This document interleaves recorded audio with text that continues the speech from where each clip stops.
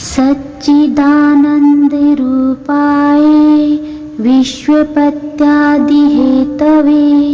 तापत्रये विनाशाय श्रीकृष्णाय वयं नमः। हे सच्चिदानंद स्वरूप श्री कृष्ण, आपको बारंबार प्रणाम है।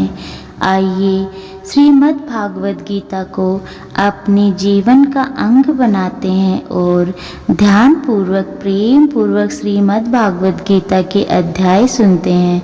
इनको सुनने मात्र से हमें गीता पढ़ने में रुचि उत्पन्न होगी और हमारे जीवन की प्रत्येक समस्याओं का हल हमें स्वतः ही श्री कृष्ण के द्वारा मिल जाएगा। इसलिए प्रेम से बोलो जय श्री राधे कृष्णा, राधे राधे।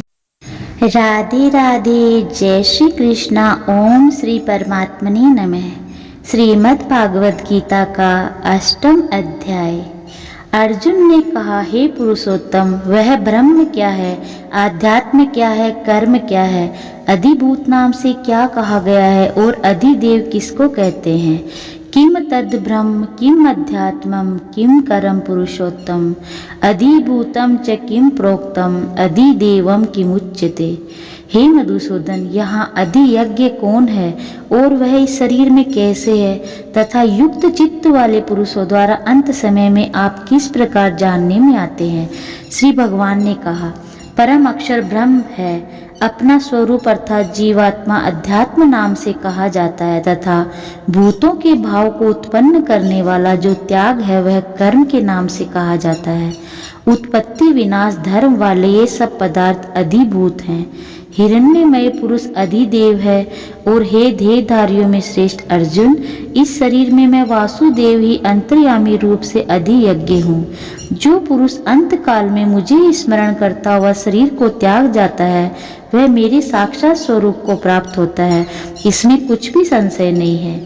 हे कुंती पुत्र अर्जुन, ये मनुष्य अंत काल में जिस भी भाव को स्मरण करता हुआ शरीर का त्याग करता है उसको ही प्राप्त होता है, क्योंकि वह सदा उसी भाव से भावित रहता है। इसलिए हे अर्जुन, तू सब समय में निरंतर मेरा स्मरण कर और युद्ध भी कर। इस प्रकार मुझ में अर्पण किए हुए मन बुद्धि से युक्त होकर तू निसंदेह मुझे ही प्राप्त होगा।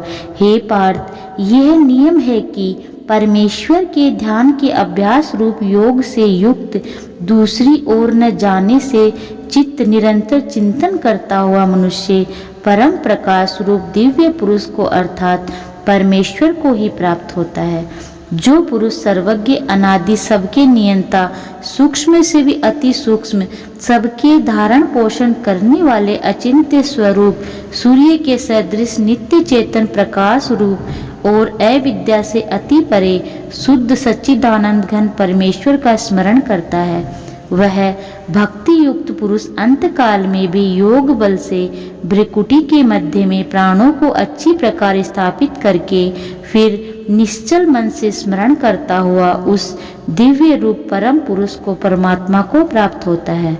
वेद के जानने वाले विद्वान जिस सच्चिदानंद घन रूप परमात्मा को अविनाशी कहते हैं, आसक्ति रहित यत्नशील सन्यासी महात्मा जन जिसमें प्रवेश करते हैं और जिस परम पद को चाहने वाले ब्रह्मचारी लोग ब्रह्मचर्य का अनुसरण करते हैं, उस परम पद को मैं तेरे लिए संक्षेप में कहूँगा।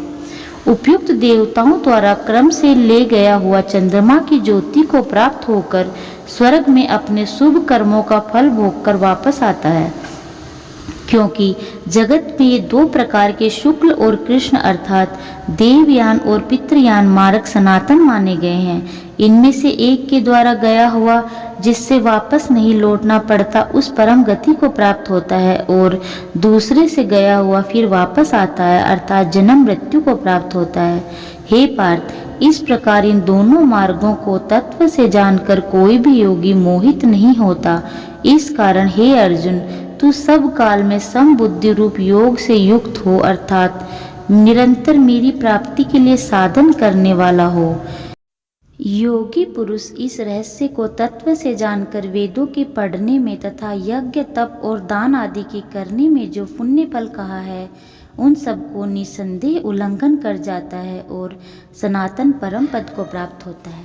अर्थात भगवान कह रहे हैं कि परम अक्षर ही ब्रह्म है और हमारी जो जीवात्मा है वही अध्यात्म है, और हम सिर्फ एकमात्र अपनी भ्रकुटी के मध्य अर्थात जो भी कोई कार्य कर रहे हैं उसमें भी सिर्फ परमात्मा को स्मरण रखेंगे। वही सबसे अच्छा कर्म है, वही भक्ति है, वही योग है और वही परमात्मा है।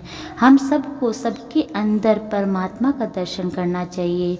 एक अच्छा आध्यात्मिक योगी वही होता है जो सब में परमात्मा का दर्शन कर सकता है और सब में ब्रह्म को देखता है। वही सबसे सच्चा योगी होता है।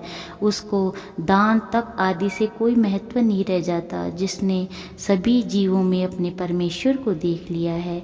जय श्री राधे कृष्णा।